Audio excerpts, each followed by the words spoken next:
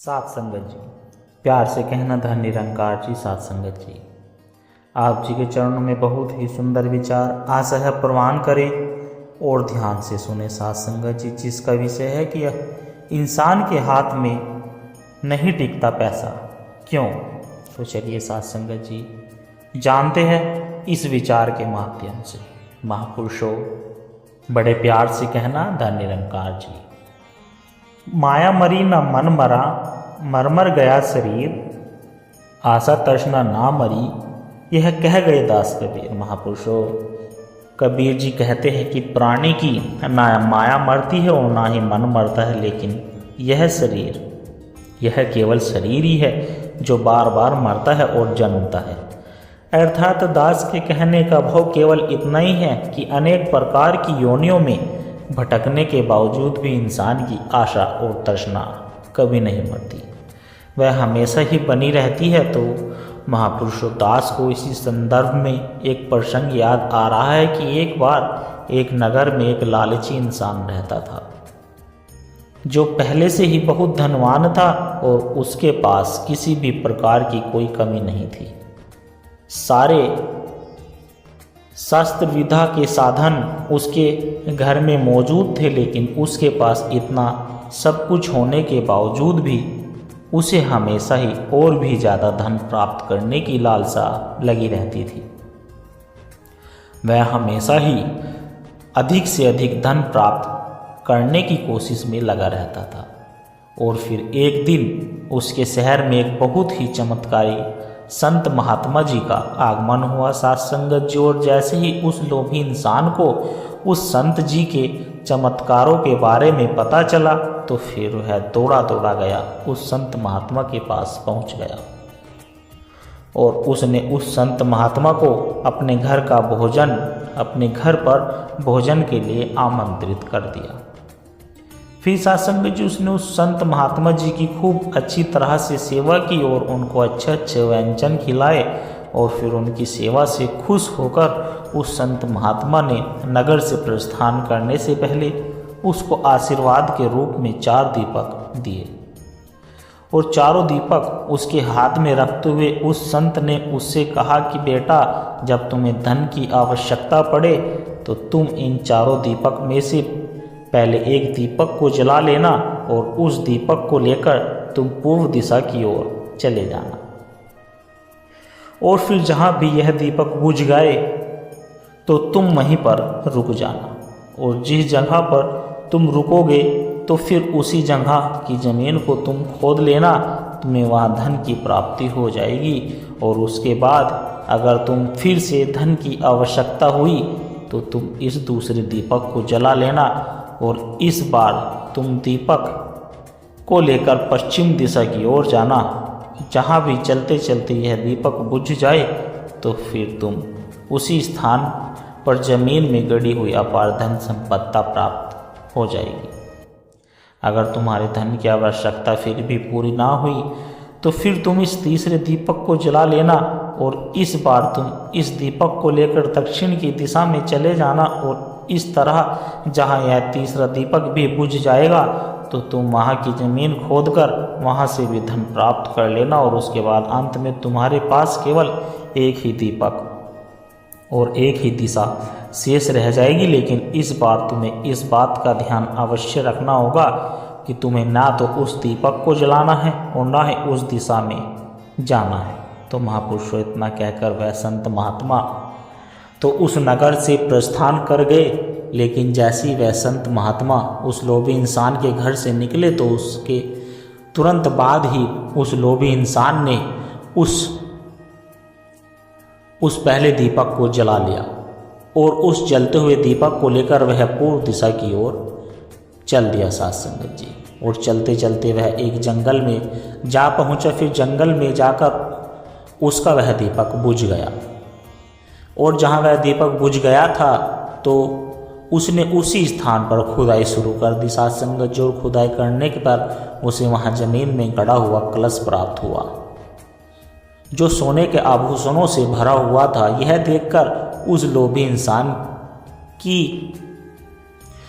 खुशी का कोई ठिकाना नहीं रहा। सात संगत जी, और फिर उसने सोचा कि पहले दूसरी दिशाओं में भी बाकी खजाना प्राप्त कर लूं, उसके बाद ही यहाँ से सभी धन लेकर घर जाऊंगा। तो साथ संगत जी उस लालची इंसान ने वह कलश वहीं के पास की झाड़ियों में छिपा दिया और इसके बाद उसने उस दूसरे दीपक को जलाया और इस बार उसे लेकर पश्चिम दिशा की ओर निकल पड़ा। फिर चलते चलते एक सुनसान जगह पर वह दीपक दूसरा भी बुझ गया और उस इंसान ने वहाँ की ज़मीन को भी खोदना शुरू किया। तो महापुरुषों वहाँ से भी उसे एक संदूक मिला जो सोने के सिक्कों से भरा हुआ था। फिर उस लालची इंसान ने उस संदूक को भी बाद में ले जाने के लिए उसी गड्ढे में छोड़ दिया और उसने तीसरे दीपक को भी जला लिया। फिर उस दीपक को लेकर वह दक्षिण दिशा की ओर बढ़ने लगा और चलते चलते वो तीसरा दीपक भी एक पेड़ के नीचे जाकर बुझ गया और वहाँ पर भी उसे ज़मीन के अंदर से एक घड़ा मिला जिसमें हीरे मोती भरे पड़े हुए थे। साथ संगत जी अब उस इंसान के पास बहुत सारा धन हो गया था, जिसके कारण वह बहुत खुश भी हुआ। लेकिन महापुरुष अब उस इंसान का लालच इतना ज़्यादा बढ़ चुका था कि अब उसने उस चौथे और अंतिम दीपक को भी जलाने की सोच ली, जिसको संत महात्मा ने जलाने से मना किया था साथ संगत जी, और चौथी दिशा उत्तर में भी जाने के लिए मना किया था। लेकिन साथ संगत जी क्या करे, महापुरुषों लालच तो इंसान को अंधा कर देता है। तो उसी लालच में अंधा हो चुके उस इंसान ने भी यही सोचा कि शायद उस स्थान पर इन तीनों स्थानों से भी ज़्यादा धन छुपा हो सकता है। लेकिन साथ संगत जी जिसे वह संत महात्मा स्वयं ही रखना चाह रहा होगा, तो इसलिए ही उसने मुझे वहाँ जाने से मना कर दिया। लेकिन वह मुझे वहाँ तुरंत पहुँच जाना चाहिए और वहाँ जाकर उस सारे धन को भी मुझे अपने ही कब्जे में ले लेना चाहिए, ताकि वहाँ का भी सारा धन मेरा ही हो जाए। तो महापुरुषों फिर उसके बाद मैं अपना सारा जीवन ऐशो आराम में बिताऊंगा। तो महापुरुषों ऐसा सोचकर वह लालच के लोभी इंसान ने वह आखिरी दीपक भी जला लिया।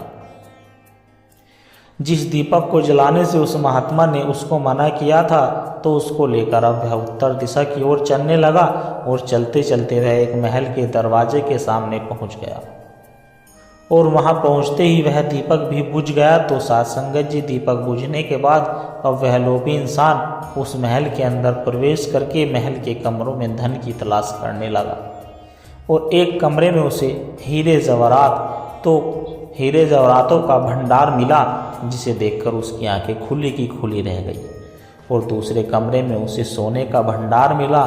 तो इतना अपार धन देखकर उसका लालच और भी बढ़ने लगा और कुछ आगे जाने पर उसे एक चक्की के चलने की आवाज़ सुनाई पड़ने लगी। साथ संगत जी जोशिम जैसे महल के किसी एक कमरे से आ रही थी, जो कि महल के किसी एक कमरे से आ रही थी। तो आश्चर्यचकित होकर उसने उस कमरे का दरवाज़ा भी खोल दिया और उसे वहाँ एक बूढ़ा आदमी चक्की पीसता हुआ दिखाई पड़ा। तो उस लोभी इंसान ने उस बूढ़े व्यक्ति से पूछा कि बाबा जी तुम यहाँ पर कैसे पहुँचे। तो बूढ़ा व्यक्ति बोला कि बेटा क्या तुम पहले थोड़ी देर इस चक्की को चलाओगे, मैं ज़रा सांस ले लूँ, फिर तुम्हें बताऊँगा कि मैं यहाँ पर कैसे पहुँचा और मुझे यहाँ पर क्या क्या मिला। तो वह उस लालची इंसान ने सोचा कि उस बूढ़े व्यक्ति से भी यहाँ जानकारी प्राप्त कर लेगा साथ संगत जी की इस महल में और कहाँ कहाँ पर कितना धन छुपा हुआ है।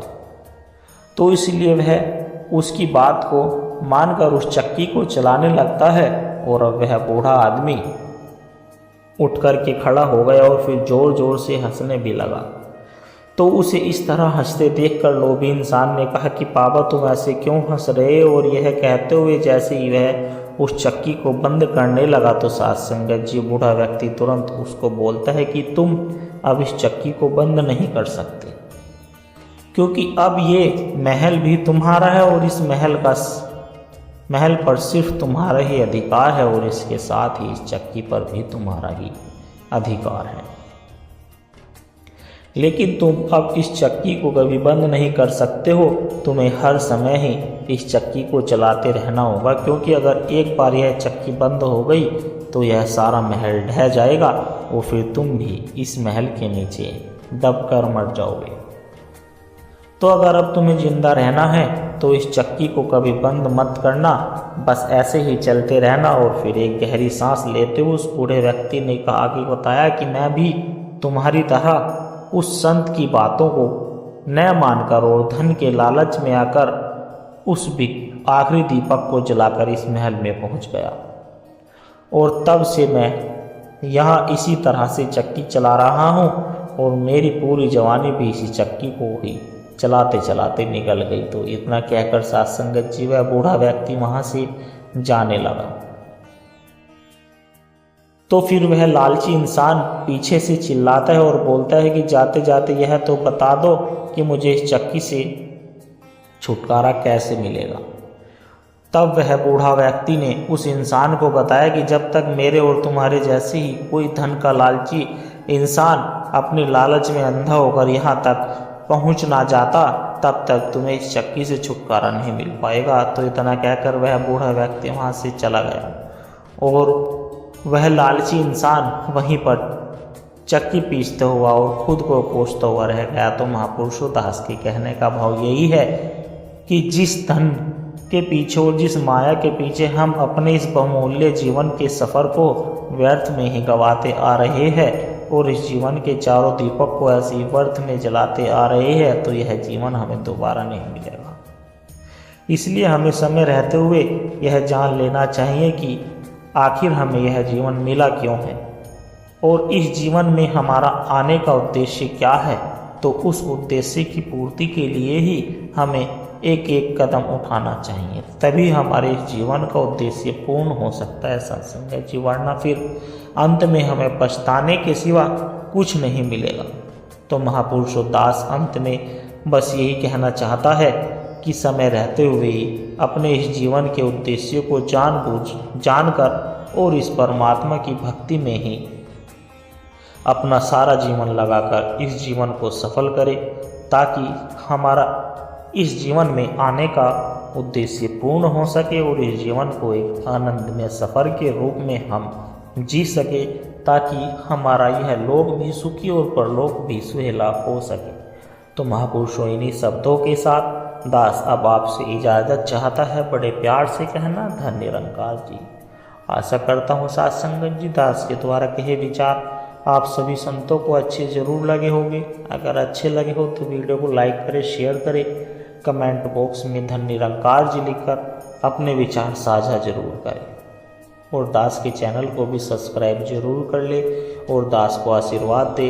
हर रोज़ आप जी के चरणों में ऐसे ही सुंदर सुंदर प्रेरणादायक कहानी विचार लेकर आता रहूं।